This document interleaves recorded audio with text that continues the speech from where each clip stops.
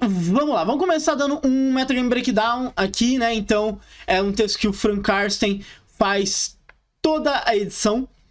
Frank Karsten, né, jogador do Hall da Fama, tá? Um exímio matemático e tal. E ele levantou, né, aqui os números pra gente. E depois de falar isso, até vou falar como é que ficou aquela matriz, né, de números dos resultados e tal, né, que o MTG Meta faz sempre. Lembrando, você que estiver vendo no YouTube, pra você, os links estarão na descrição do vídeo, tá bom? Mas então a gente vai ter um torneio, né, que é histórico e standard. E eu vou confessar que foi bem surpreendente esse evento ser histórico. Eu jurei que ele seria Explorer, porque normalmente a Wizards, com novas edições, ela lança uma dessa. Mas ela acabou não fazendo, então ela quer ligar realmente o Explorer ao Pioneer, né? O Explorer não vai ter tanto essa identidade própria e a gente já cola no menino piruneiro, tá? Lá na frente. Mas então a gente tem esse evento histórico e standard. O grande destaque do histórico é o Fênix com 30% de domínio. Inclusive, era um grande receio se a gente teria finalmente algum ban no Fênix, do histórico, justamente porque 30%, né, quase 31%, né, seguido depois ali pelo Golgari Food com quase 18%. E como esses números, como é que a gente teria esse impacto? Vamos começar a entender por que esses números estão acontecendo. Primeiro, a gente tá falando de um formato que não tem rotação, então é normal decks que são bons continuarem bons por muito tempo. E o Fênix, em especial, ele ganha o picotador de livros caixa, né? O Ledger Shredder, tal. O picotador de livros caixas é muito, muito importante para a gente entender o que está acontecendo no formato com nova capena, seja para o histórico, seja para o standard, tá? A gente tem que começar. Lançando a edição, teve um hype muito grande em Ob-Nixilis, o adversário, né? Que ele seria uma carta incrível. Teve gente falando que seria um novo Oco. E tal qual um lindo e belo submarino, ele afundou. Só que, né, tal qual um submarino que nunca voltará, porque ele afundou que é pra ir lá pro fundo. Então o Ob-Nixilis teve praticamente nenhum impacto no Set Championship até agora, e não é esperado que tenha, tá? A carta se provou como sendo muito mais um Kaito, então ele é uma boa carta, mas ele precisa de um setup específico acontecendo para as coisas darem certo para ele. Do que, por exemplo, o Oco, que era uma carta que conseguia jogar sozinho muito bem, etc, etc. E tal. A carta que brilhou, né, como eu já disse, foi o picotador de livros caixa, né, o Shredder, que é uma carta impressionante quando a gente está falando de formatos que os custos são mais baixos. Então o Wizard Phoenix acaba sendo uma casa perfeita para esse deck, porque ele se beneficia, obviamente, de jogar coisas fora, mas principalmente ele é um deck que faz muitas coisas de custo baixo. E para melhorar, o principal rival dele do formato, que é o Golgari Food, também faz muitas coisas de custo baixo. Sofreu um nerf, né, porque Bond muda, né, o texto da carta, né, então agora ele fica pior se você tá jogando com custos mais baixos. E tudo isso, então, serve para catapultar o Wizard Phoenix. Uma coisa muito importante também para dizer sobre o picotador, o Wizard Phoenix, etc. Tá começando a aparecer muito essa versão também no Pioneer, né? Então, a Coisa no Gelo, que era uma carta que, principalmente a galera gringa, tava cortando muito do Fênix, tá abrindo, né, espaço pro picotador. E esse espaço também tá chegando no histórico. Só que no histórico eu acho que tem uma vantagem maior, porque o que acontece? No histórico, o Fênix não é um deck que joga pra trás. Ele é um deck que joga pra frente e ele vai fazendo o Fênix ali no meio. Então ele faz a Darcy, né, muito cedo, fazia, né, o Dragão Fada muito cedo, e vai encaixando esse jogo mais agressivo. Esse jogo é lindo pro picotador, porque ele vai crescendo de poder e é clock, clock, clock, clock, clock. No Pioneer, a gente pode falar que depende um pouco mais, porque era um deck que jogava mais pra trás, e aí ele dava aquela combada e tal. Tudo bem, o picotador é impressionante, com Cruise, com Trespasser, com Dig Through Time. Então ele obviamente é muito bom no formato Tendelve. Mas acho que no histórico era mais óbvio quão bom ele seria, porque a base do deck é muito mais o R Prauris, que por sinal é um deck, né, que apareceu realmente no Pioneer depois que o Picotador saiu, mas o deck do histórico é muito mais isso, então incluir ele era muito mais fácil. Fora que você não tinha essa ideia, pô, se eu tirar o King the Eye, você não vai jogar mais tão pra trás, vai fazer um outro tipo de jogo, tal, etc. Não, o jogo já era pra frente, você tira o Dragão Fada, coloca ele e vai pra frente, então isso chama muito esse jogo de Zed Fênix. Teve também o buff, né, de uma criatura de Strixhaven, né, que agora você faz spell, fica 0/3, então ela sai de algumas emoções melhor também, pra fazer aquele jogo plano B do Fênix também é muito bom. Tudo isso puxou o Fênix muito pra cima. O hype ficou muito grande, porque todo mundo percebeu. O deck ganhou uma carta muito forte e isso faz ele ficar muito mais interessante. Então é a grande explicação aqui. Eu acho que o Zed Fênix é o deck que representa todo o hype do Picotador. Vou pegar aqui algumas perguntas que tem. No histórico pode balanceamento igual na Alquimia? Pode. Acho que vai acontecer? Não. Acho que isso é importante. O Obelix diz é bom, ele só não joga tão bem no T2 histórico Pioneer Alchemy Mod. Que isso, cara? Ledger Shredder parece que... 3 para 2/4, muito cedo, escapa bem demais de emoção. Escapa. O Struggle também, né? Foi uma carta que apareceu bastante pro R, assim. A base do R ganhou muita coisa, então tudo isso puxa muito pro Fênix e esse domínio. Quando a gente vê um deck aparecendo 30%, obviamente a gente fica esperto com ele. E, né, o que tá acontecendo, se vai piorar ou não. Mas assim, os decks, né, que estavam aparecendo como os principais do formato, então a gente tem aqui Golgari Food, Azorius Aura. Azorius Affinity foi muito surpresa no Championship passado. Pra esse eu já considero ele muito mais realidade. O Hack dos Arcanistas, o Silesian Humans, a gente meio que tá mantendo uma ordem assim dos mesmos decks, que é o que eu espero de um formato que não tem rotação e cada vez mais as edições T2 têm um impacto menor, né? A coisa vai ficando cada vez pior, assim. Essa questão que o Sequoia perguntou ali, eu acho muito interessante, como os controles foram colocados para escanteio, porque eles não ganharam nada novo. Basicamente é isso. Eles não foram ganhando novidades, esses outros decks foram se renovando, foram melhorando algumas coisas. Fora que são decks que combatem control muito bem, assim. O Azorius Auras melhor do que o Mardu Auras ou que um Resolve Auras, né? Ele tem Spell Pierce, que pra mim é uma carta que tá muito bem colocado no ambiente. Azorius Affinity é um deck que joga muito bem contra controle também. Arcanista é um deck também que pode fazer um jogo interessante. Acho que ele tem uma preocupação com o Teferão, mas fora disso, ele é tranquilo. E o Humans faz a match de sempre também. Então, realmente, a coisa foi indo... né, o Jeskai Control já foi o principal deck quando ele tinha muitas novidades, mas ele, né, tomou bans, etc. Foi perdendo muitas coisas e ficou lá pra baixo. Bom, a gente vê esse metagame histórico muito bom, muito legal, mas a gente pode falar de números. Números aqui da porção do histórico. Eu gosto muito desta matriz quando a gente tá falando de torneios grandes, porque não fica tão poluído. Eu tenho um sério problema com essas matrizes de resultado quando eu coloco 2 torneios grandes e 3 torneios de tipo 20 jogadores, e aí os números ficam meio estranhos e tal. Mas não, quando a gente pega só do Championship, essas matrizes são maravilhosas, né? A gente tem aquele gráfico em pizza aqui mostrando os decks, mas é aqui que eu quero brincar com vocês, é aqui que a gente vai se divertir, tá? Então a gente tem aqui, ó, Silesian Humans teve um primeiro dia maravilhoso. Lembrando, o histórico é o que teve mais rodadas. Teve 4 rodadas de histórico. Teve 3 standard, 4 de histórico. E o Silesian Humans, ele amassou decks como Affinity, decks como Auras, que tem nessa questão da força do Spell Pierce, como é que eles vão interagir com decks de mágicas, então ele só amassou. Eu tô fazendo Mana Esper Sentinel. Pô, que legal, cara. Então, toma outro bicho, toma outro bicho, toma outro bicho, toma outro bicho, toma outro bicho, bateu. Não tem essa brincadeira.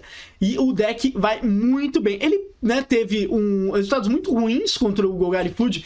Inclusive, a última partida do dia, né, foi do David Inglis contra o Cal Setup, 2 grinders do Magic Online. E foi um amasso do David Inglis em queima do Cal Setup, tá ligado? Chamaram o Ibama por causa daquela partida, porque foi um caso de pássaro.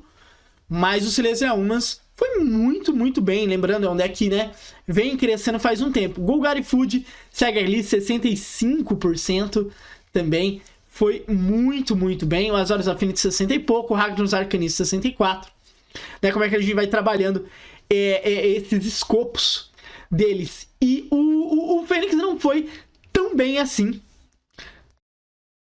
Por que a matriz não é montada pra diagonal? O principal dela ser zerada, tipo tabela de futebol. Cara, é uma ótima pergunta. Eu preciso gravar um vídeo só sobre o sistema que eles usam. Eles explicam certinho. Vou postar o link do pessoal do MTG Meta explicando todos os números e tal. As porcentagens foram essas e tal, e tal, tal, tal. E eles explicam todo o método deles, tá? Mas o Fênix, então, ele tem uma win rate abaixo do 50%, né? Em 45,6%. E não é um dos melhores dias, né? Ele consegue ganhar de Arcanista, simplesmente porque voar é uma ótima maneira de você ganhar de Arcanista. Mas apesar do Fênix, então, tá com 30%, né, de representantes, ele não tem o melhor dos dias. E isso é o que faz a gente ficar mais tranquilo. Então, apesar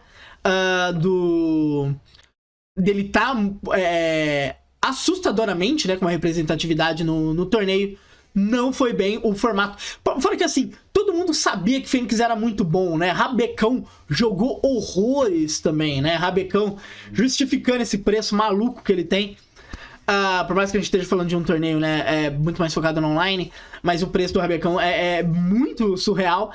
Mas jogou muito, ele é uma das cartas que faz muita pressão em cima do Fênix. Ainda mais se ele vem de um deck, por exemplo, como Silesian Humans. Porque daí ele é um deck que consegue ficar fazendo um hate de cemitério ali, que teria normalmente de um rest piece, né? Que é um hate que fica parado na mesa, e ele vai comendo. Opa, abriu, bateu. Então, pune muito, muito bom nessa pressão dele, né? Mas então fica o destaque pro Silesian Humans, desculpa, eu falei 73 ali, 58,8%, uma porcentagem muito boa. Vamos ver se vão se manter, né? Vai começar a variar as matches, tal, e etc. Mas bem interessante o Golgari ali com 57% muito próximo, o resto, né, com mais 50%, Rakdos Arcanista, Azorius Affinity e tal. Mas, então a gente tem esse destaque aqui do Silesian Humans. Ele soube atacar muito bem, apesar de que agora, com o Golgari Food sendo muito parecido, você acaba juntando, né, com perdão do trocadilho, a fome com a vontade de comer. Porque essa galera de Silesian Humans, dependendo, né, de como for a porção do Standard também, se eu não tô enganado, é Standard primeiro, depois Histórico, mas independente, quando essa galera encontrar eles, aí é o famoso um Silesian Humans e um Food saem todo dia de casa, um dia eles se encontram e o Food ganha. Porque não... É uma partida quase inganhável pro Humans aqui. Tudo bem que tá um número muito grande aqui, 16,7%. De amasso em cima do Golgari Food, em cima do Humans. Não é tão brutal assim, mas é muito difícil pro Humans ganhar do Food. Então, quando essa galera se encontrar, vai ser difícil, assim. A galera do Humans tá falando pros Food, ó... Vai pro lado do pessoal da Affinity, que daí vocês se travam lá. Vai pro lado pro pessoal do Fênix, que daí vocês são, né? Vocês se viram ali na porrada. Senão é complicado. Mas é mais ou menos dessa pegada. Isso daqui é a análise que a gente faz por parte do histórico. Então vamos agora falar do Standard, né? O Standard, então, tem esse como um grande evento. Lembrando, exclamação, torneio. Se você quiser jogar um torneio de graça, Standard valendo $500 semana que vem. No próximo fim de semana. Então, exclamação torneio pra você jogar lá do pessoal da Edge Tournament. Então, a gente já fica de olho também na análise do Standard, justamente pra mandar a boa, tá? Vamos pra cá, vamos para o histórico, aquele, né, dando destaque, Shredder, dando destaque do Rabetão, também uma carta extremamente importante. O Cemitério Sage, né, que foi a carta que eu falei que tomou um buff de rework, foi um plano B que apareceu no side do R Fênix, né, pra fazer aquele jogo bem Prowess mesmo. Essa carta que também é muito boa, isso aqui também é muito bom, né, as cartas foram aparecendo bastante. E aí a gente vai para do Standard, né, o Standard Metagame. Para surpresa de absolutamente ninguém, Esper Midrange é o deck mais jogado do formato. E quando a gente percebe assim, todo mundo sabia que Esper era bom, a gente entende todo o resto que aconteceu nas porcentagens desse formato. Primeiro, por que Esper é tão bom? Esper já vinha com uma base forte, né? Que às vezes também a galera tava jogando mais de Orzhov do que de Esper. Por questão de base de mana. Mas é um deck que vinha... Ele tava começando a desenvolver. Ele começou bem mais midzão tradicional. E aí ele depois colocou Obscura, Interceptor pra poder dar bounce, fazer um outro tipo de jogo e tal. Mas ele vinha como uma grande força. Simples. Pra quem é velho, né, que nem eu, vai entender essa expressão. É um Jund, né? Aquele deck que tem tudo que tem bom no formato. Decks assim são muito, muito bons no Standard, tá? Mid-ranges poderosos são muito bons no Standard. O Standard é a casa do mid-range. Qual é a boa do pioneiro? Exclamação, apoie. Você entra lá no apoie, tem todos os guias da boa do pioneiro, meu querido. É só entrar lá. Mas, então esse tipo de deck ele se cria muito bem no Standard. O Standard tem a velocidade pro mid-range se dar bem, pra ele poder desenvolver jogo de Planeswalkers e tal, que às vezes em outros formatos é mais difícil, porque tem mais atrito, a mesa é maior, tem combos e tal, etc. E o Esper mid-range, então, ele estava cantado que ele seria o deck mais jogado deste formato. Tudo o que aconteceu em volta foi em cima do Esper mid-range. Naya Runas. Por que Naya Runas está tão bem representado aqui? Porque Naya Runas, se não tiver Arconte de Emeria no Esper mid-range, é caixa, tá? Porque o tempo advantage que o deck gera, né, com mais Scouts, é muito brutal, do nada, assim. Ele vai, Scouts, voltou, tudo cresce e ele mata o cara. Então, Naya Runas vai tentar para vir ganhar disso. Jeskai Storm, né? Esse deck, lembrando, ele não é nem um pouco novo. Pra quem não conhece, né, é o deck com Gold Spam, né? Normalmente ele fica jogando várias mágicas em cima do Gold Spam pra daí colocar vários marcadores e bater letal. Esse deck é novo? Não, também nem um pouco. Qual que é a vantagem dele? Esper mid-range se tapa com facilidade. Então, venha nele. Você joga meio que combo em cima. E consegue punir muito bem, né? Por isso a popularidade. Jeskai Storm, eu tava falando isso no grupo lá do pessoal que é sub. Ele tem a mesma característica do Rogues, né? Que eu falei até em alguns vídeos comentando jogos clássicos. Ele é um deck que vai muito mal quando a gente tá falando de torneios independentes. Torneios que não tem jogadores profissionais, porque ele é um deck muito difícil. Mas ele é um deck que vai ridiculamente bem quando a gente tá falando sobre resultados de torneios profissionais. Então, se você for jogar algum torneio profissional e esse tipo de deck for válido, saiba. Provavelmente jogadores profissionais tentarão jogar com eles. Tá? O Jundão aqui, né, vem já há algum bom tempo tentando bater de frente com o Esper, né? Mas a proposta é muito parecida. Então não tem muito a adicionar aqui. E aí a gente começa a ter as novidades. E é nas novidades que eu quero falar um pouco com vocês. Porque daí a gente tem Grixis Vampiros. A gente viu, inclusive, um ótimo jogo do Red Duke contra o Canister, né? Justamente Grixis Vampiros contra Esper, onde o Canister jogou muito bem, o Red Duke jogou muito bem, mas com uma sortinha, né, razoável ali. Mas eu queria falar um pouquinho sobre este deck. Ele tá aqui, tá separadinho já, pra falar um pouquinho desse deck de vampiros. A gente vai falar do LD também. Vamos lá. Rudá, por que alguém quer jogar com esse deck? Primeiro ponto.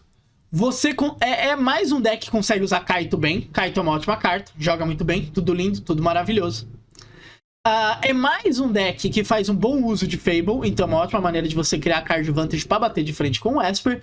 E principalmente, ele tem uma série de ameaças de cartas boas que não caem. E aqui eu acho que é uma vantagem desse deck, quando a gente fala, por exemplo, do Jund, em tudo isso em relação ao Esper, que é como você vai lidar com Vanishing Verse. Vanishing Verse, né, 2 manas, você vai exilar uma permanente no seu terreno que seja monocolorida. Então você colocar mais coisas multicoloridas torna a vida mais chata de quem tá jogando com Vanishing Verse, vulgo Esper. Então, se a remoção do cara não puder matar tudo o tempo todo, a vida fica muito mais interessante. Eu gosto muito que esse deck poderia tranquilamente usar o Obnixilis, tá? Nesse slot do Kaito. Mas ele falou, Obnixilis não... Eu não faço pressão pra aproveitar o Obnixilis, então tira. É mais um dia, porque o Obnixilis não é essa Coca-Cola toda, tá?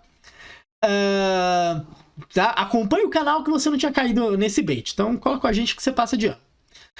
Evelyn é uma carta muito interessante aqui, né? Porque daí a gente consegue ter a sinergia dela com outros vampiros. E a carta que eu acho que mais me impressionou nesse deck, como o deck faz um bom uso, é Corpser, a Prowser, que junto com a Fable gera muito card advantage. Então a gente cria um outro deck mid-range para bater de frente com essa, porque era uma coisa que o Jund estava prometendo e não estava conseguindo o tempo todo. Apesar de que a mágica, eu vou lembrar o nome dela aqui, que causa dano, né, e pode destruir encantamento, era uma boa resposta. O Soltar o Inferno. Ele prometia isso até que legal, assim, né, pra tentar combater algumas ameaças do Esper.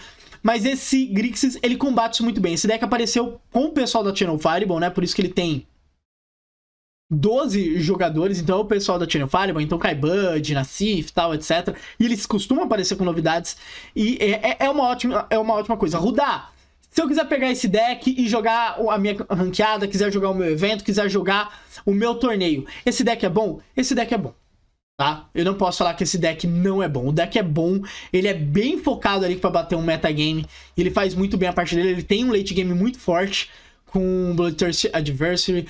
Tem o nosso querido Pescador Parrudo aqui, muito bom. Tá usando aqui a sua roupinha do Creed, que é muito boa também. Então o deck é real, tá? Então você pode confiar que aqui a gente tem. Isso aqui não foi por acaso, esse deck é pensado para atacar bem esse metagame. E dependendo de como forem os resultados, a gente pode esperar exatamente o mesmo metagame para durante a semana, tá? Vamos dar uma olhada aqui do pessoal. Grixis Xandão sem Xandão é golpe. Fica aí a denúncia, muito bem apontada pelo menino Mamote. Grixis Xandão sem Xandão é golpe. Mas esse é um dos grandes destaques. Outro destaque que eu quero falar também é o Temur Control, que alguns japoneses estavam usando. Deixa eu ver se eu acho algumas referências legais pra gente falar dele.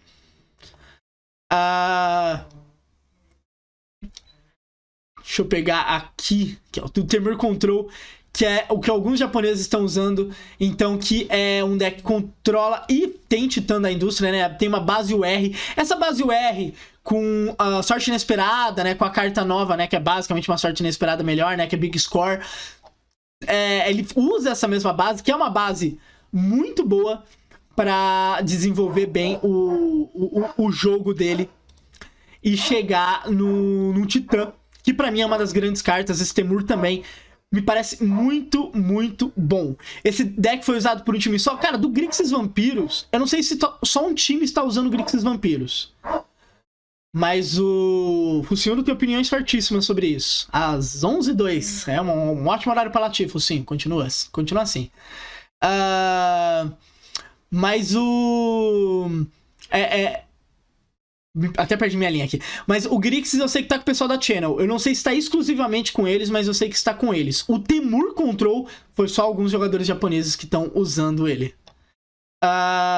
E um outro deck, né, que inclusive apareceu na câmera com o Kenji, se eu não tô enganado, e que fez misérias na câmera, foi o Izetland Destruction, né? Esse deck apareceu pela primeira vez num torneio do Crockers.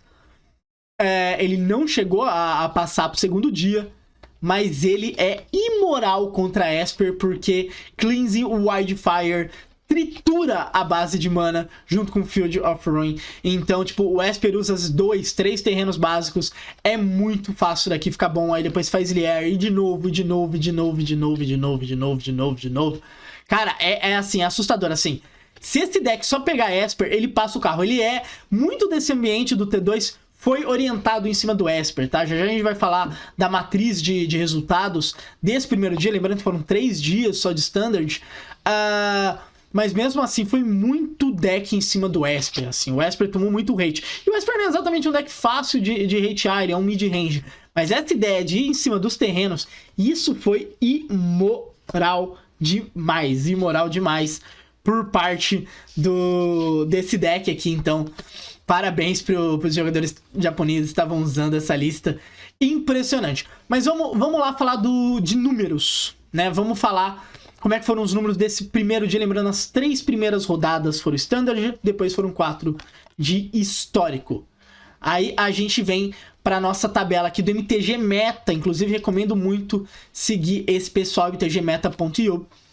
Eles sempre fazem essas tabelas pra gente, nessa matriz de resultados, pra gente dar uma falada, pra gente ver como é que foi. Obviamente os números ficam muito esparçados, porque a gente tem uma amostragem pequena, né? Provavelmente com a amostragem de amanhã a gente fecha muito bem. Mas assim, o primeiro deck disparado acabaram sendo decks, o Izet Control, o Jeskai Control, que tem uma base